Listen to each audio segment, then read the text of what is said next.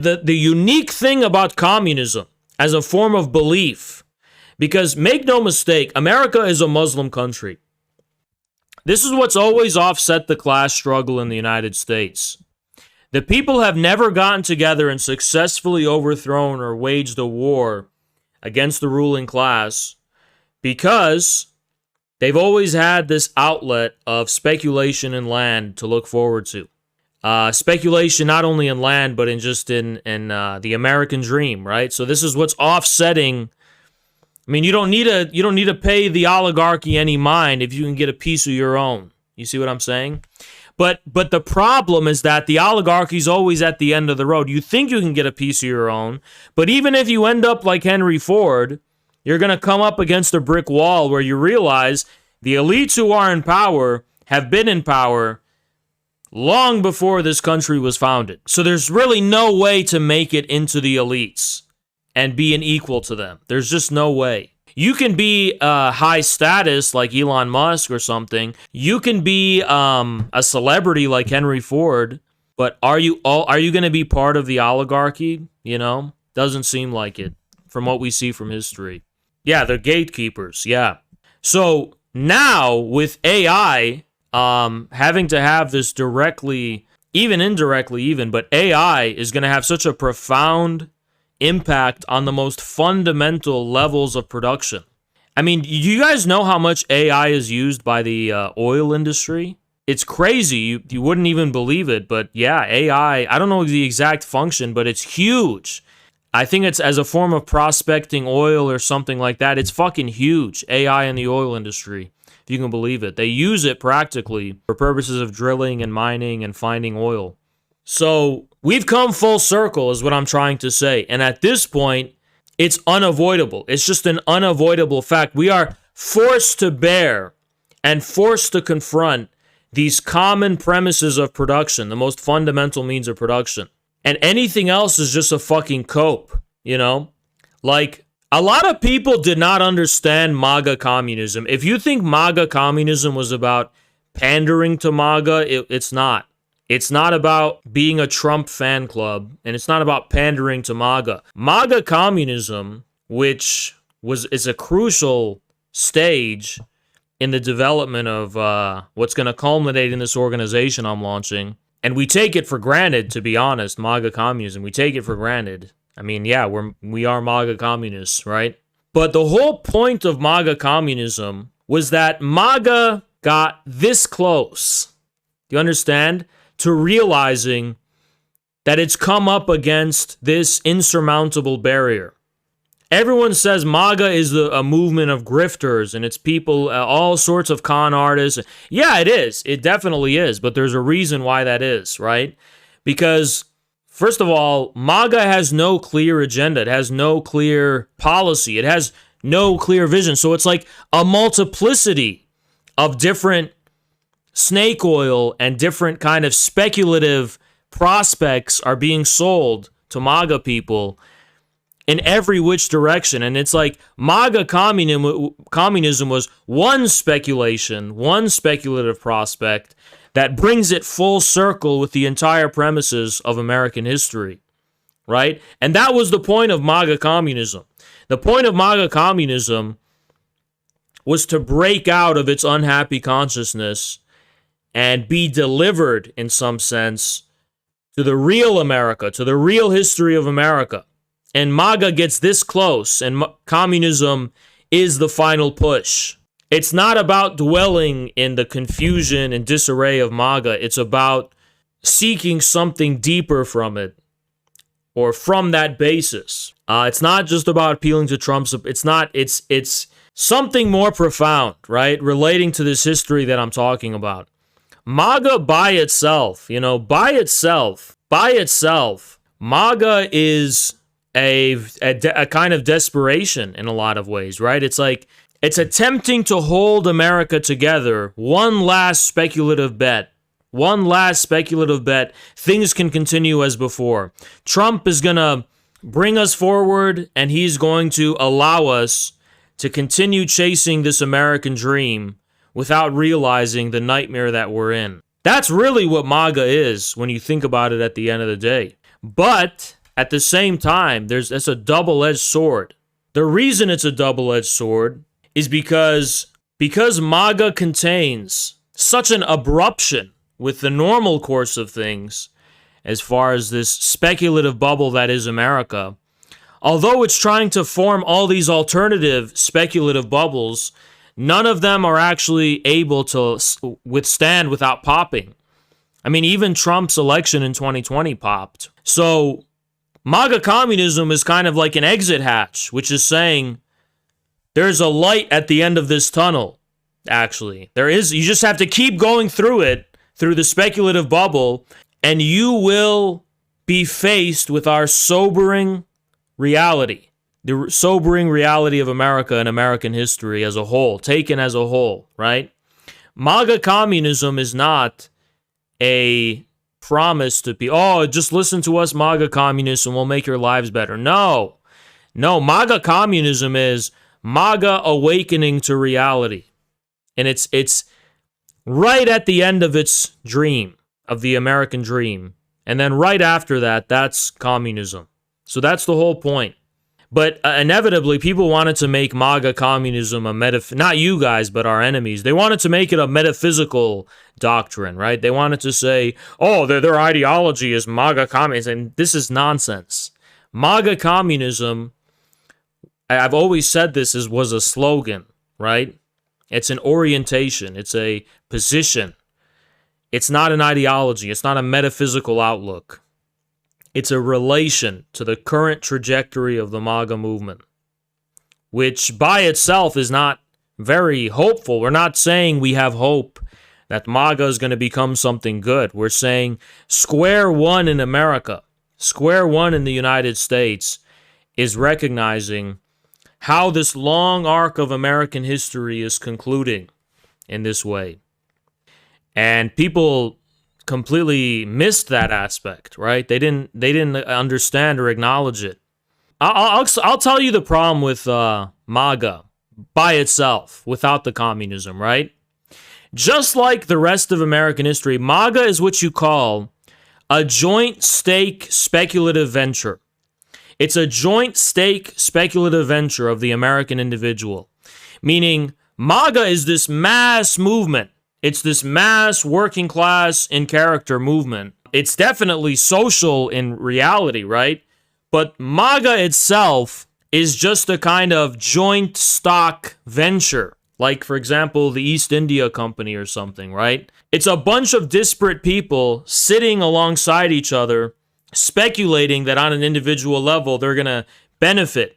But it doesn't yet acquire the character, directly at least, of taking the form of a social body of some kind. It doesn't take the it's not socialized in the sense of, like, not just that it's not conscious of that it's a socialist movement or it's a communist movement, but like it doesn't recognize the social premises of its own association, of the association inherent in it. It's almost like Americans are all, you know what, I sound schizophrenic, so I'm gonna make it more schizophrenic by talking about a video game called Death Stranding, right? So in Death Stranding, there's two kinds of levels of reality. The ordinary reality, and then this hidden reality where we're all connected by strands. And it's like this invisible field that's connecting all of us somehow. It's not immediately apparent to us, but it seeps into our reality through catastrophes and disasters. So MAGA is not aware of this reality of the invisible strands, the invisible field that's connecting all of them together into one social body.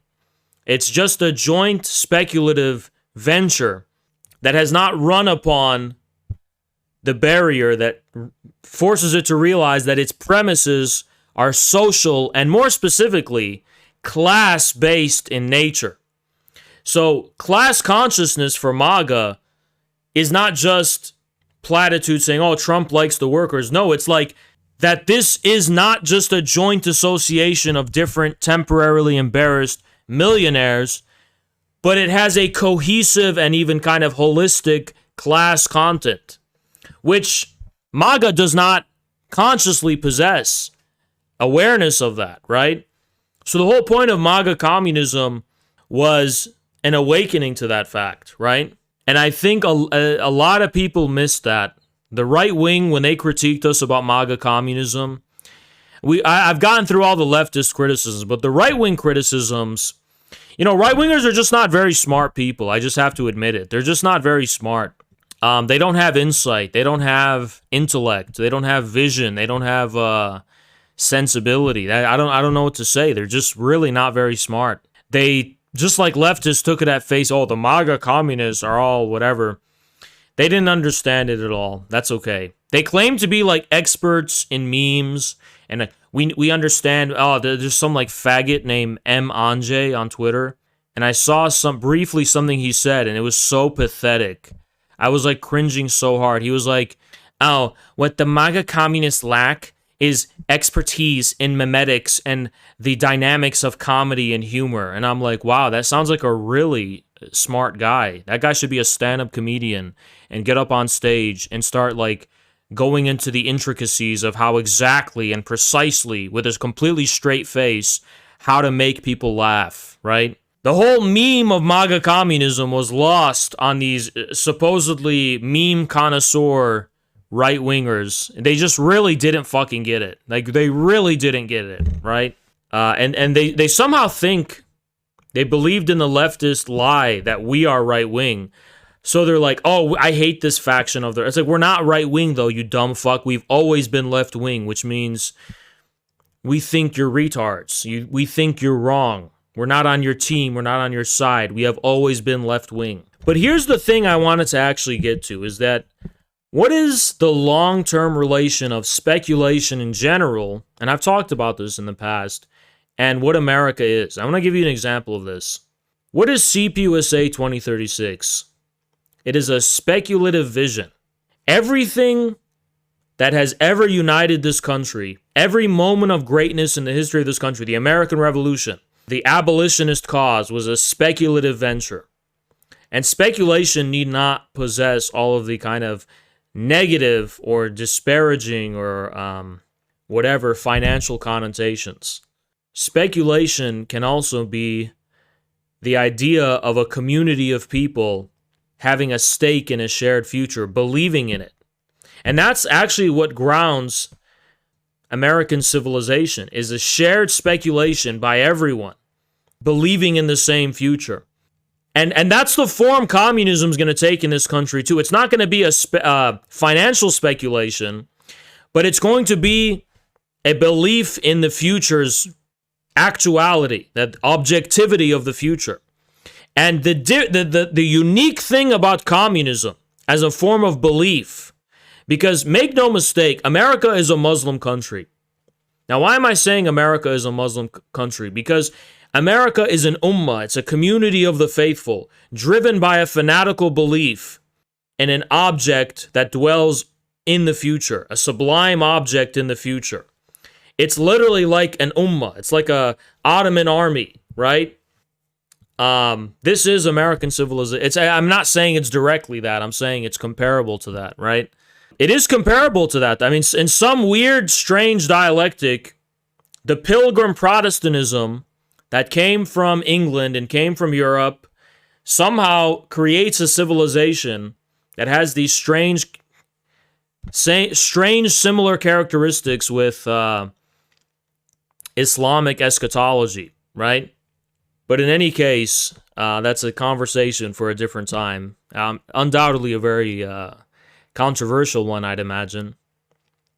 But America as a future-oriented civilization means not necessarily that we are all bourgeois speculators, but that we believe in a future which will be realized also through our acts, almost kind of like a Protestant predestination. And that's what communism is. Like, we believe in CPUSA 2036, but we don't believe it as idle bourgeois speculators. We believe in it in the sense that we believe in it, and this belief is evident in our actions.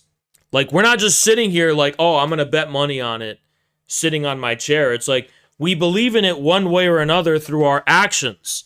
You're joining the CPUSA and practicing taqiyya, right? Or you're acting as an info warrior, spreading the message. So it's a belief in the form of dedication.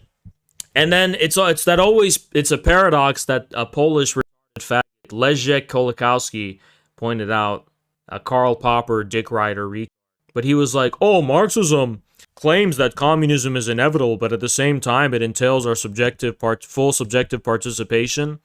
And it's like, yeah, you could tell this guy like doesn't even understand basic Protestant predestination, you know? Just like, what a fucking retard. Yeah, and he's also Polish. You know, yeah.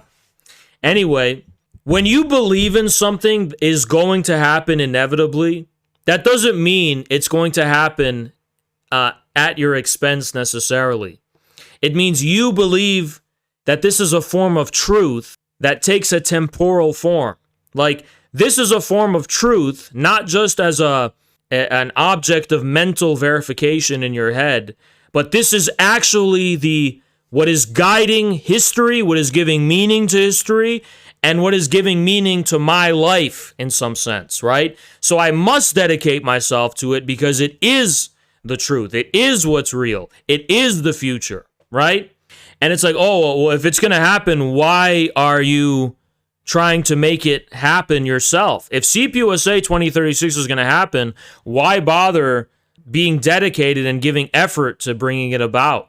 Well, you missed the entire point. We're bringing effort and dedicating effort and trying to bring it about precisely because we believe it's real. If I don't want to live anymore, I guess I'd jump off a cliff, but I am here living and breathing. I must make a choice. And my choice is going to reflect my insight into necessity. So that's the view. My choice reflects insight into necessity. Not, oh, I'm just going to sit here and drink lemon. No, I mean, what are we here living for? What is the meaning compelling us forward in our lives? What are we living for, really, right? Like, maybe you're different, and I respect the shit out of that, but I personally could not live a life not being a communist. I just couldn't. Like, I mean, I could. I could, like, financially, I could go be a very successful lawyer. You know, some say I have a natural talent and penchant for arguing. But, you know, I don't know how I'd fucking do that. And I've thought about it so many times. I'd be like, okay, let's say I just ditch politics altogether and just go be a lawyer and get rich being a lawyer. Like, hypothetically, let's say I did that, right? I'd be walking around my office, like, oh, okay, I guess it's just for money. I don't know what, okay, money for what? A yacht? You know, it's kind of gay as fuck. Like, what, I'm doing all this for pleasure? Isn't that gay? I don't mean literally gay, but I mean, like, isn't that cringe? Like, everything I'm doing in life is just so I can have pleasure, so I can fuck bitches on a yacht?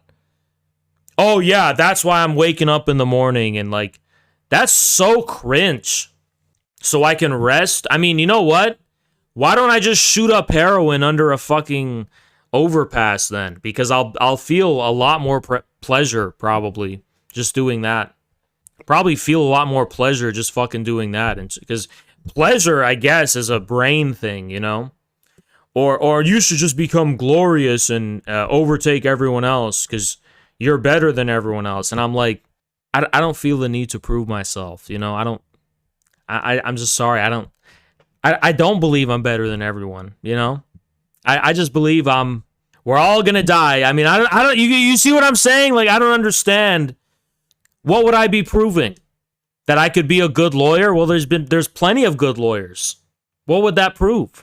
Yeah, the Nietzschean mindset that I must conquer. It's like, that's what I'm talking about. Like, what would I be conquering? Being a good fucking lawyer? Yeah, I'm not conquering anything. If anything, I'm conquering doing this, right? If I believe communism is the truth, and I believe this is not, I'm filling a vacuum no one else is, this is my calling, and this is my purpose in life, you know? But anyway, it's like, but I thought about it, and I'm like, imagine I'm in, like, the break room at a law firm, and, like, suddenly everyone starts talking about politics. And I'm like, damn, you really can't escape this. Like, everyone wants to have an opinion. They're going to be talking about politics. They're going to be talking about wars. They're going to be talking about cultural wars. And I'm like, damn, This is really an inescapable reality. You can't escape it. And I have to have a position on it. There's like no way to be neutral. Like nobody's truly neutral, right?